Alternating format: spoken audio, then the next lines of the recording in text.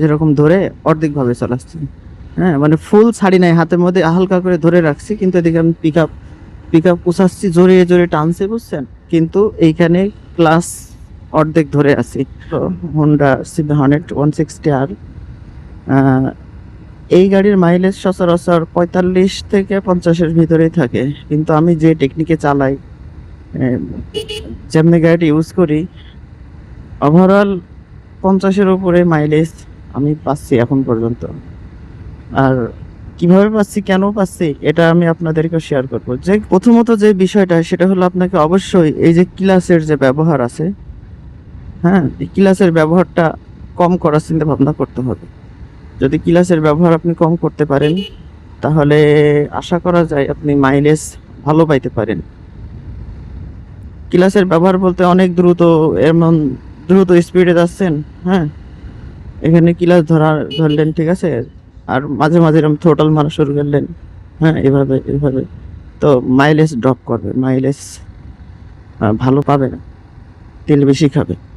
আর সবসময় চেষ্টা করবেন বেশি গিয়ারে চালানোর। বেশি গিয়ার অর্থাৎ এই গাড়ির যেমন 5টা গিয়ার, কোনো গাড়ির 6টা আছে, বেশিরভাগ বাইকেরই 4টা গিয়ার থাকে। তো একটু রানিং ভালো রাস্তা পাইলে অবশ্যই অবশ্যই সবসময় বেশি গিয়ারে চালানোর চেষ্টা করতে হবে। বেশি গিয়ারে চালাইলে ইঞ্জিল ঘুরবে কম, সেই তুলনায় চাকা ঘুরবে বেশি। বুঝতেই তো পারছেন, ইঞ্জিল এবং ফ্রি থাকবে। তাই বেশি গিয়ারে চালালেই আশা করা যায় মাইলেজ আপনি ভালো পাবেন। নাম্বার 3, এই যে আরপিএম যেটা দেখতে পাচ্ছেন, আরপিএম, এই যে যে দাগটা, আরপিএম, এই আরপিএম যদি আপনি সচরাচর 5000 আরপিএম এর নিচে গাড়ি ড্রাইভ করতে পারেন, 5000 বলতে এই যে 5000 পার হয়ে যাচ্ছে, মানে এই 5000 আরপিএম এর কমের ভিতরে যদি আপনি রাখতে পারেন, আপনি অসাধারণ দুর্দান্ত মাইলেজ পাবেন আশা করি। 5000 আরপিএম এর কমে চালাইলে অবশ্যই অবশ্যই আপনি অসাধারণ ভালো মাইলেজ পাবেন। তারপর হলো, যদি গাড়ির মেনটেনেন্সের দিকে আমরা খেয়াল করি, দেখবেন গাড়ির খাড়া স্ট্যান্ড করবেন। খাড়া স্ট্যান্ড করার পর খাড়া স্ট্যান্ড করার পর 2 চাকা হাত দিয়ে ঘোরাবেন, পিছনের চাকা নিউট্রাল করে হাত দিয়ে ঘোরাবেন, এবং বোঝার চেষ্টা করবেন যে চাকায় কোনো জ্যাম আছে নাকি, অর্থাৎ জাম জাম কোনো ভাব আছে নাকি। জ্যাম জ্যাম যদি ভাব থাকে, বুঝবেন যে মাইলেজ ড্রপ করবে। এমনিভাবে সামনের চাকাও ব্রেকে বা ডিস্ক ব্রেক যদি থাকে, মাঝে মাঝে এই সমস্যাটা হয়। ডিস্ক ব্রেক যে সমস্ত বাইকে আছে, সে সমস্ত বাইকে দেখবেন সামনের চাকাটা একটু জাম জাম ভাব। তো এটা আপনি ভালো করে দেখবেন যে চাকাটা যাতে জাম না থাকে। যদি জাম জাম থাকে, অবভিয়াসলি বাইকের মাইলেজ ড্রপ করবে। এই একটা বিষয়। তার আর একটা বিষয় হলো, বাইকের ওপরে আপনি যত চাপ কম দিবেন, তো দেখবেন যে মাইলেজ কম পাবেন। অর্থাৎ আপনি সিঙ্গেল ড্রাইভ করবেন, একরকম ভালো মাইলেজ পাবেন। পাশাপাশি পিছনে যদি একজন পিলিয়ন উঠান, তো মাইলেজ একটু ড্রপ করবে।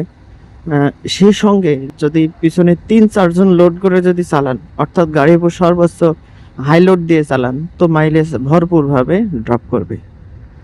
আরও একটা কারণে গাড়ির মাইলেজ ড্রপ করে, সেটা হলো ওই যে এক্সেলেটর যেটা আছে, ক্লাচ নামে আমরা পরিচিত এই জিনিসটা, হ্যাঁ, এটা যদি রানিং অবস্থায় যদি অর্ধেক ভাবে চালায়, যেরকম ধরে অর্ধেক ভাবে চালাচ্ছি, হ্যাঁ, মানে ফুল ছাড়ি নাই, হাতের মধ্যে হালকা করে ধরে রাখছি, কিন্তু এদিকে আমি পিক আপ কুচাচ্ছি, জোরে জোরে টানছি, বুঝছেন? কিন্তু এইখানে ক্লাস অর্ধেক ধরে আছি।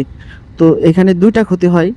ফার্স্ট অফ অল আপনার মাইলেজ ড্রপ করবে, আর দ্বিতীয়ত হলো ক্লাস প্লেট যেটা আছে, অনেক গুরুত্বপূর্ণ বাইকের জন্য, সেই ক্লাস প্লেটটা নষ্ট হয়ে যাবে।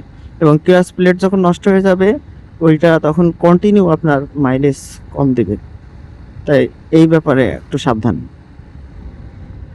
সবসময় গাড়ি বেশি গিয়ারে চালানোর চেষ্টা করা। বেশি গিয়ারে, যেমন এখন আমার গাড়ির স্পিড 40-45 এই স্পিডে আছে।